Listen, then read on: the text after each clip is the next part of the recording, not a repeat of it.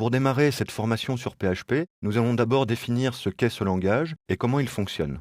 Pour cela, nous allons nous rendre sur la page Wikipédia qui lui est consacrée et qui va nous fournir des informations succinctes sur le langage. On verra ultérieurement comment obtenir des informations plus détaillées. Les points importants sur cette présentation, c'est que PHP est un langage de script et un langage interprété. Ce que ça veut dire, c'est que d'une part, PHP ne peut pas être utilisé de façon autonome, il a besoin d'un contexte et d'un environnement d'exécution qui est habituellement le serveur web. Alors, dans le cadre de cette formation, nous ne verrons l'exécution de PHP que dans le cadre d'un serveur web ou serveur HTTP.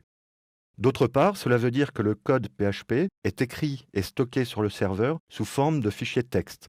Alors, ces fichiers texte ont une extension spécifique, habituellement .php, pour permettre au serveur de savoir quand il risque de trouver des instructions PHP, mais le fichier en lui-même est un fichier texte, et au moment où on en aura besoin, le serveur va ouvrir ces fichiers texte et retrouver le code PHP, l'interpréter, l'exécuter et renvoyer les résultats attendus.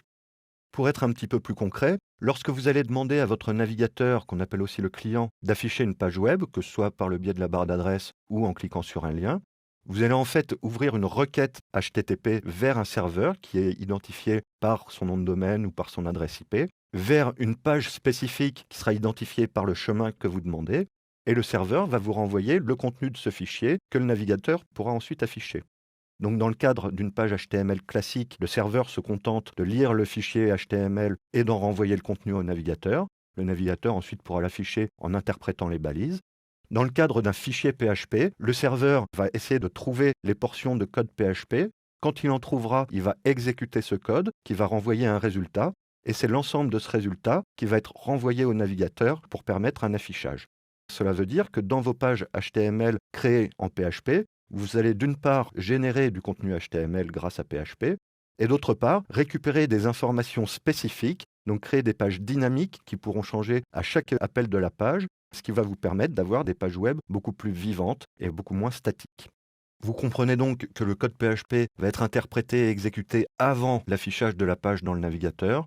C'est pour ça qu'il s'appelle PHP Hypertext Preprocessor, parce qu'il va créer des traitements qui sont avant la création de l'Hypertext Markup Language, le HTML, et donc d'où son nom.